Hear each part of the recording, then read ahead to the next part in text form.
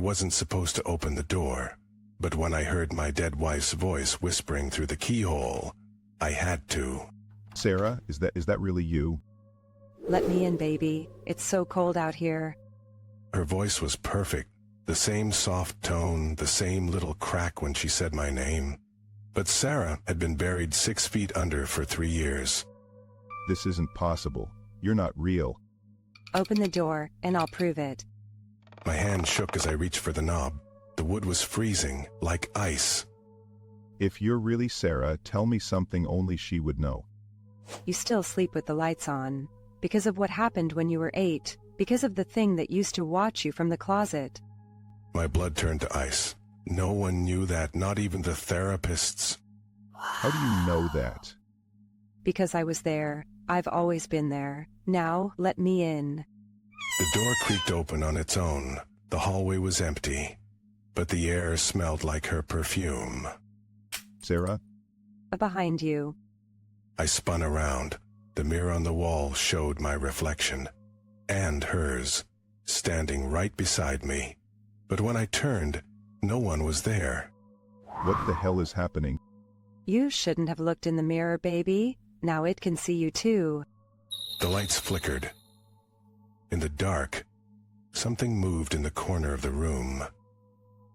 Something that wasn't Sarah. What are you? I told you. I've always been here. But it's not just me anymore. The shadow in the corner stretched, grew taller, and then it spoke. We've been waiting for you. No. Too late, baby. You let us in. The last thing I saw was the mirror shattering and the things crawling out of it. What do you want from me? You already gave it to us. You opened the door. Now we get to stay. The air turned thick like breathing in wet cement.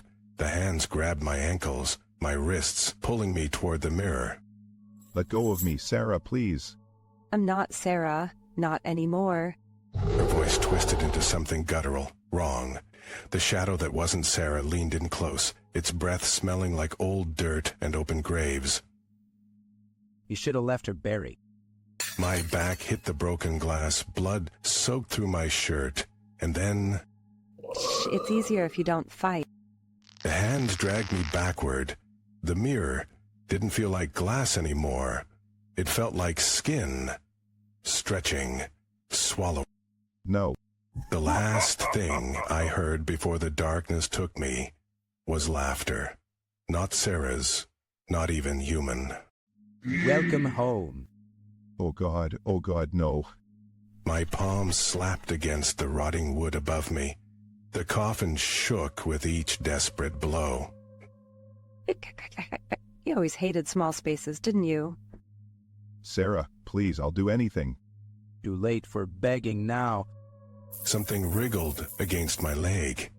Not a rat. Too many legs. Too many eyes reflecting in the absolute dark. They like fresh meat. No, help, someone. The first bite came just below my knee. Then a dozen more. The coffin filled with skittering, hungry things as the wood above me started to crack under the weight of packed earth. Don't worry, you'll get used to the dark. The last thing I tasted was dirt pouring through the cracks.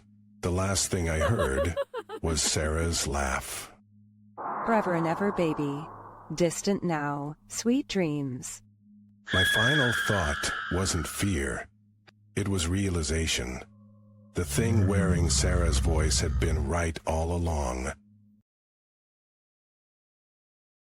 My hands won't stop bleeding. No matter how many bandages I use, the blood keeps coming. And the worst part? It's not even my blood. What do you mean it's not your blood? I woke up like this. Sticky red fingers, the sheets soaked through. But I didn't have a single cut. Then whose blood is it? That's the question, isn't it? Because last night, I dreamed about a man standing at the foot of my bed.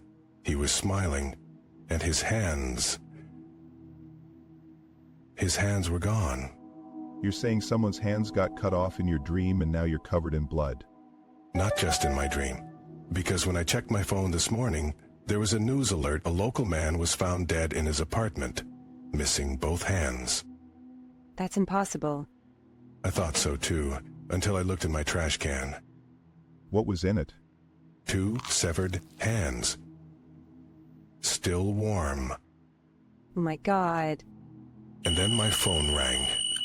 Unknown caller. I answered. You took them, now they're yours. The line went dead, and my hands, they started moving on their own. What do you mean, moving on their own? The fingers twitched, the palms flexed, like they were alive. But they weren't mine anymore. You need to get rid of them. I tried. I threw them in the fireplace, lit a match, but the hands, they crawled out. Burn them again. I did, and this time, they screamed. Hands don't scream. These did, and when the screaming stopped, I heard something else. What? Knocking at my front door. Don't answer it. Too late, the door opened by itself, and standing there was the man from my dream, smiling, holding out his arms. You have something of mine. His wrists, they were stumps, bleeding just like mine. What did you do? I ran, but my hands, they grabbed the knife from the kitchen, and they turned it toward me. Fight it. I can't. They're too strong. You shouldn't have taken what wasn't yours. The knife pressed against my wrist, and then Stop. my own voice screamed at me, but it wasn't me, it was them, the hands. Cut them off before they make you do it. I grabbed the knife with my free hand, my real hand. I raised it. You don't want to do that. The voice wasn't coming from the man at the door anymore. It was coming from inside my hands. What the hell is happening? The fingers curled around my throat, squeezing. I couldn't breathe. Fight back. I stabbed the knife into my own wrist. Blood sprayed. The hands let go. You shouldn't have done that. The man at the door stepped forward. His smile widened. Too wide. Run. I bolted past him, down the hallway. But my feet, they weren't moving right. Why are you slowing down? Because my legs, they weren't mine anymore. You took the hands. Now you take the rest. I looked down, my pants were soaked in blood. My legs, they were changing. Oh God. The skin bubbled, the bones cracked. And then, What? my legs kicked out on their own, sent me crashing to the floor. Almost done. The man crouched over me. His breath smelled like rotting meat. Don't let him touch you. Too late. His thumbs pressed against my bleeding wrists. What's he doing?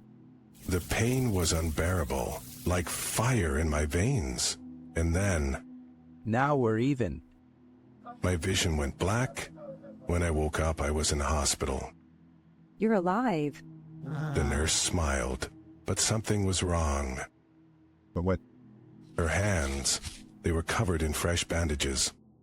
You're lucky we found you when we did. I looked down at my arms. Do you like them?